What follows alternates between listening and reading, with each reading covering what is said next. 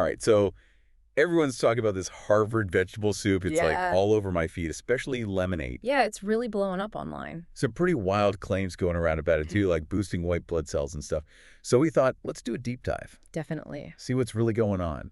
We dug through tons of social media posts, blog recipes, even went and found a Harvard Magazine article to try and get to the bottom of it. Yeah, good idea.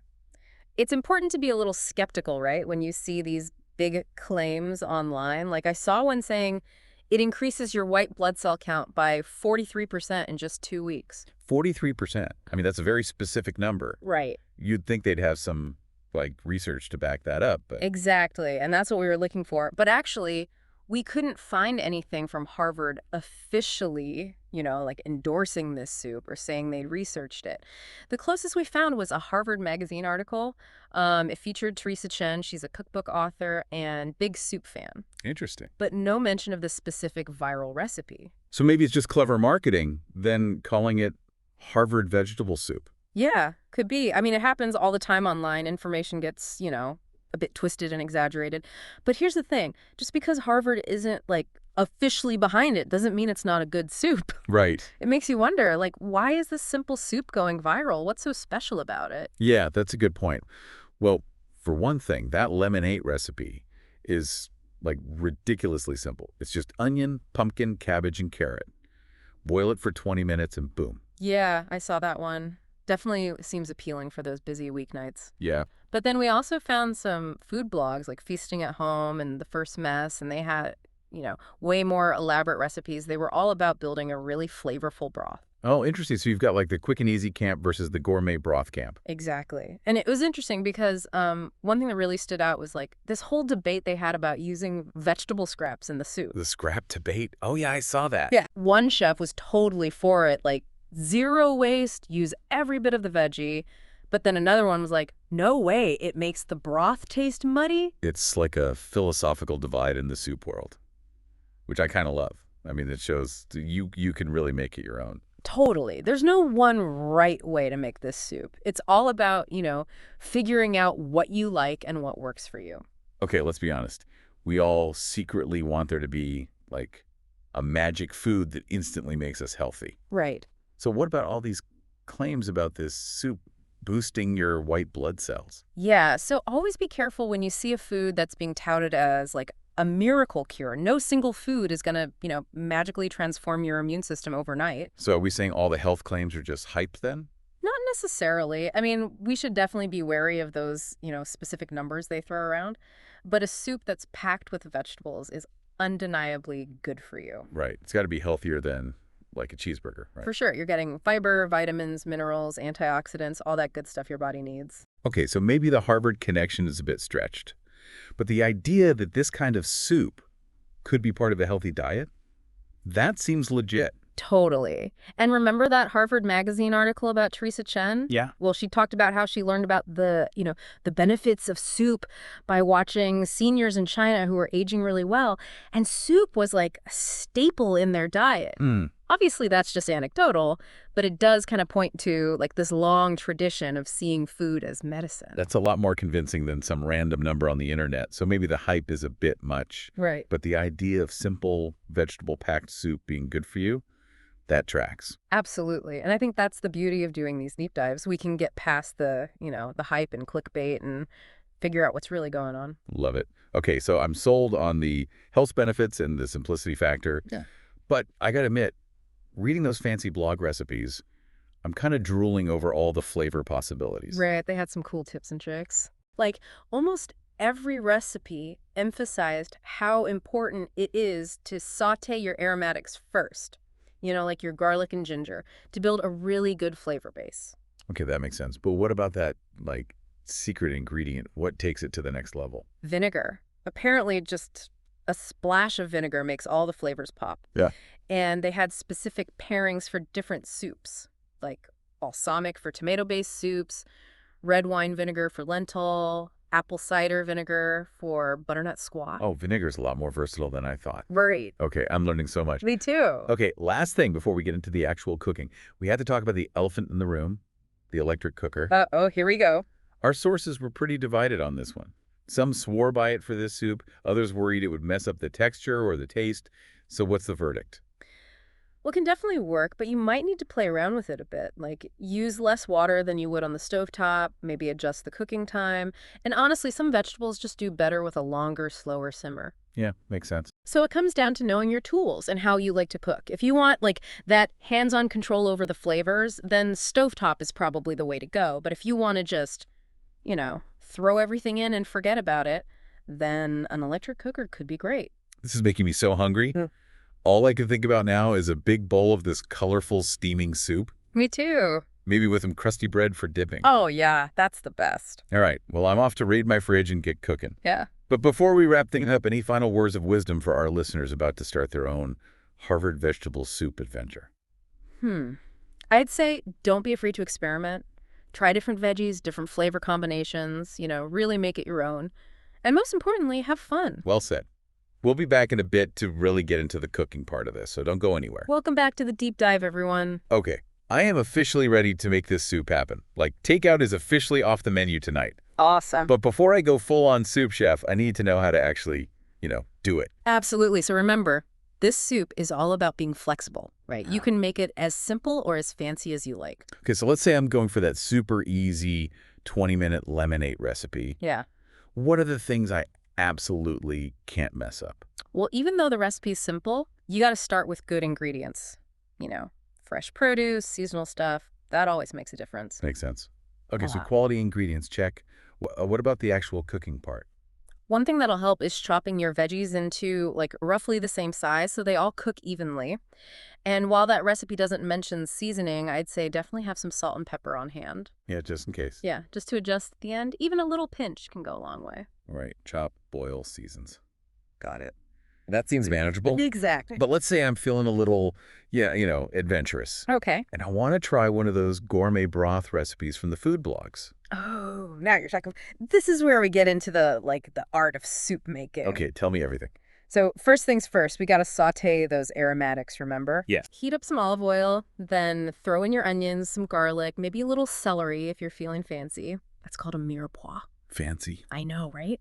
And the key here is low and slow heat. We want those flavors to really melt together. I can practically smell it already. Right. You'll know it's ready when they're nice and soft and maybe even a little bit caramelized. Mm. That's going to give your soup so much depth. Okay, this is already sounding way more complex than the 20-minute version. It is, but it's so worth it. Once your aromatics are ready, then you can add the rest of your veggies. So like carrots, potatoes, maybe some mushrooms. Those sound delicious. And remember, the blog post mentioned a few veggies you might want to avoid, like anything that could get bitter if you cook it too long. Good point. Okay, so we've got our sauteed aromatics, our veggies are in the pot. What about herbs? Can I add those now? Absolutely. Fresh herbs are like the secret weapon for an amazing broth. Thyme, parsley, bay leaves. They add so much flavor and aroma. Oh, and I remember one of the blogs suggested making a bouquet garni, like tying all your herbs together so you can easily take them out later. Genius. Okay, so you've got your aromatics, veggies, herbs. What's next? I'm guessing we just cover everything with water and let it simmer. Almost. Here's a little trick from the blogs. Start with cold water. Cold water. Yeah, apparently it helps to slowly extract all the flavors from the ingredients.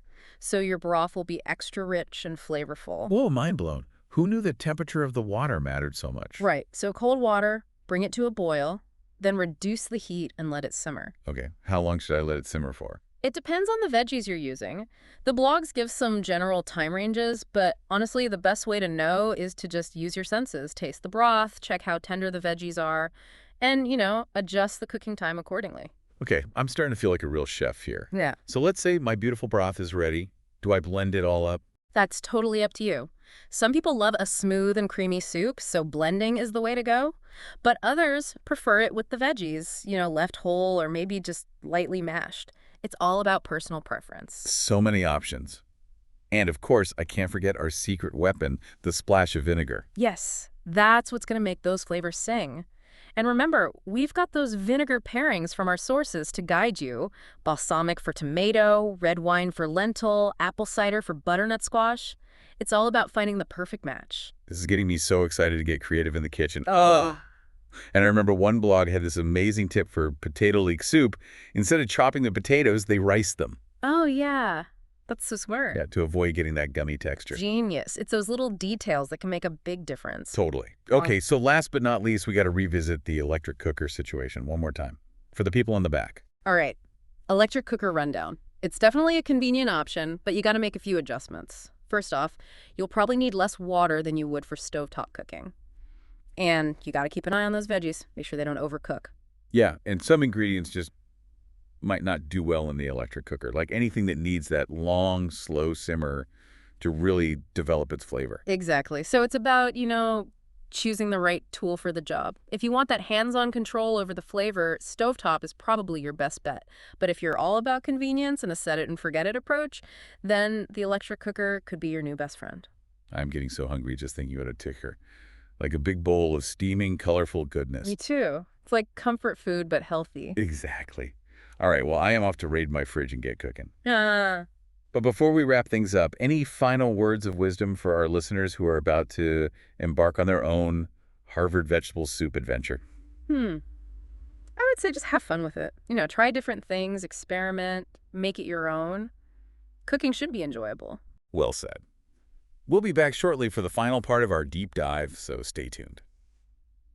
We are back for the final part of our Harvard vegetable soup deep dive. It's been quite a journey, right? It has. We've gone from those, viral claims to like the nitty-gritty of actually making the soup. Yeah, lots to think about. So now we got to figure out, like, what does all this info actually mean for our listeners? How do they use it?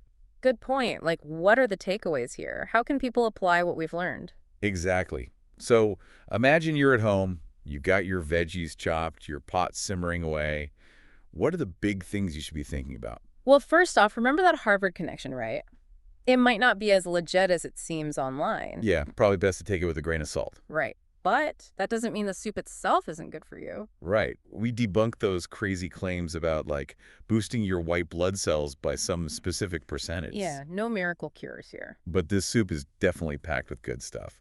Fiber, vitamins, minerals, all that. Exactly. It's about making those smart choices, even when you're seeing, flashy claims online. And speaking of choices, we saw there are so many ways to make this soup, right? You got that quick lemonade version, then those fancier broth recipes. Yeah, it can be a little overwhelming. So how do you decide which way to go? I think it depends on like what your life is like. If you're busy, need something fast, that 20-minute recipe is a lifesaver. Totally. But if you're someone who loves cooking, who wants to get creative in the kitchen, Then those gourmet recipes are where it's at. Like all those sautéing techniques, different veggies you can try, the herbs and spices.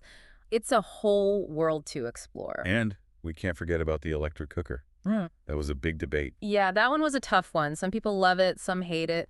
I think it just depends on your personal preference. Yeah, like, do you value convenience or like that hands-on control over the cooking process? Exactly. You got to figure out what works for you. It's funny. We started off talking about this, Harvard connection, but we ended up uncovering all these other interesting things along the way. Oh, definitely. Like, remember that debate about using vegetable scraps in the soup? Oh, yeah, that was a good one. Like, is it okay to use them or does it ruin the flavor? I loved that because it shows how personal cooking can be. For sure. It's not just about following a recipe, it's about your own preferences and like philosophy about food. And who could forget the vinegar thing? I know, right? Who knew vinegar could be so important in soup? Seriously. Just a little splash and it totally changes the taste. It shows how like those small details can make a big difference. And it's not just about vinegar, it's about learning how flavors work together. Yeah, those are skills you can use in all kinds of cooking. So we've talked about the Harvard thing, the health stuff, how to make the soup, but I think there's something even bigger here, something beyond the practical stuff. What do you mean? Well, like the whole act of making soup. It's kind of like a ritual, isn't it? Chopping the veggies, that smell when it's simmering on the stove. Oh, yeah. I get that. It's really satisfying. In a world where everything is so fast, so instant, taking the time to cook something from scratch. It's almost like an act of rebellion. Right. It's about slowing down, connecting with your food, nourishing yourself. And the people you care about. Exactly. Okay. So if you're listening and thinking about trying this Harvard vegetable soup, remember, it's more than just a recipe. It's a chance to get back to that joy of cooking, to experiment, have fun, and create something delicious. Couldn't have said it better myself. And that's a wrap on our Harvard vegetable soup. Deep dive. Happy cooking, everyone.